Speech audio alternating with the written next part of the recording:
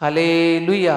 मेरे सभी मसीह भाई बहनों को जय यीशु मसीह की। स्वागत है आप सभी का प्रभु की हुजूरी में। आज हम पवित्र बाइबल में से पढ़ने जा रहे हैं यरूशलेम में विजय प्रवेश। जब वह यरूशलेम के निकट पहुंचे और जैतून पहाड़ पर बेतफगे के पास आए, तो यीशु ने दो चेलों को ये कहकर भेजा, सामने के गांव में जाओ।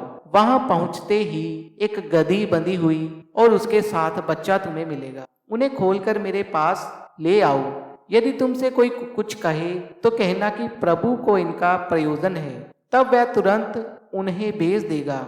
ये इसलिए हुआ कि जो वचन भविष्यद्वक्ता के द्वारा कहा गया था वह पूरा हो। सियोन की बेटी से कहो, देख तेरा राजा तेरे पास आता है, वह नम्र है और गधे पर बैठा है, वरन लादू के बच्चे पर। चेलों ने जाकर जैसा यीशु ने उनसे कहा था वैसा ही किया और गधी और बच्चे को लाकर उन पर अपने कपड़े डाले और वह उन पर बैठ गया। तब बहुत से लोगों ने अपने कपड़े मार्ग में बिछाए और अन्य लोगों ने पेड़ों से डालियां काटकर मार्ग में बिछाई। जो भीड़ आगे आगे जाती और पीछे पीछे चली आती थी, पुकार पुकार कर कह रही थी, दाऊद की संतान को होशाना, धन्य है वह जो प्रभु के नाम से आता है, आकाश से होशाना। जब उसने यरूशलेम में प्रवेश किया तो सारे नगर में हलचल मच गई और लोग कहने लगे, ये कौन है? लोगों ने कहा, यह गलील के नासरत का भविष्यद्वक्ता यीशु है। यीशु ने परमेश्वर के मंदिर में जाकर उन सब को जो मंदिर में लेन देन कर रहे थे निकाल दिया और शराफों को पीड़े और कबूतर बेचने वालों की चौकियां उलट दी और उनसे कहा, लिखा है, मेरा घर प्रार्थना का घर कहलाएगा, परंतु तुम उसे डाकुओं की खो बनाते हो। तब अंधे और लंगड़े मंदिर में उसके पास आए और उसने उन्हें चंगा किया।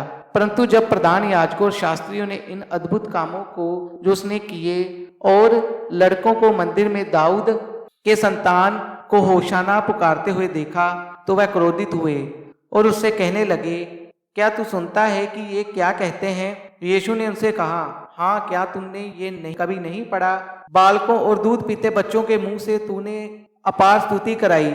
तब वह उन्हें छोड़कर नगर के बाहर बेतनिया को गया और वहां रात बिताई। तो जब वह नगर को लौट रहा था तो उसे भूख लगी। सड़क के किनारे अंजीर का एक पेड़ देखकर वह उसके पास गया और पत्तों को छोड़ उसमें और कुछ ना पाकर उससे कहा, अब से तुझ में फिर कभी फल ना लगे। और अंजीर का पेड़ तुरंत सूख गया।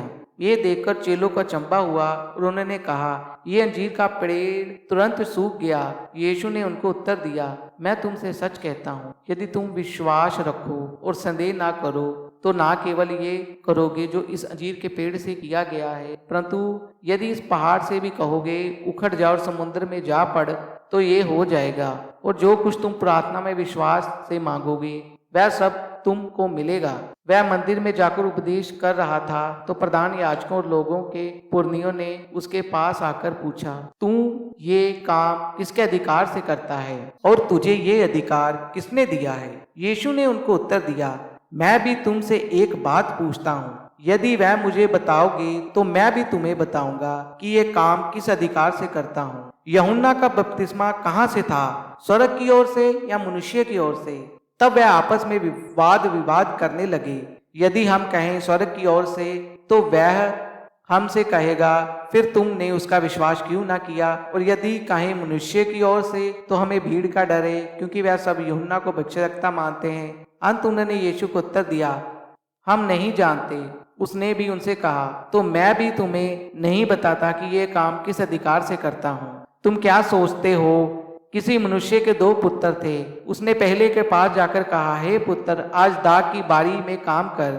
उसने उत्तर दिया, मैं नहीं जाऊंगा, परंतु बाद में पछता कर गया। फिर पिता ने दूसरे के पास जाकर ऐसा ही कहा। उसने उत्तर दिया, जी हाँ, जाता हूँ, परंतु नहीं गया। इन दोनों में से किसने पिता की इच्छा पूरी की? उन्होंने कहा, पहले ने। यीशु ने उनसे कहा, मैं तुमसे सच कहता हूँ कि महसूल लेने वाले और वेश्या तुमसे पहले परमेश्वर के राज्य में प्रवेश करते हैं, क्योंकि यूहन्ना धर्म का मार्ग दर्शाते हुए तुम्हारे पास आया और तुमने उसका विश्वास ना किया, पर महसूल लेने वालों और वेश्याओं ने उसका विश्वास किया। और तुम ये देखकर बाद में बिना पछताए कि उसका विश्वास कर लेते। आमीन।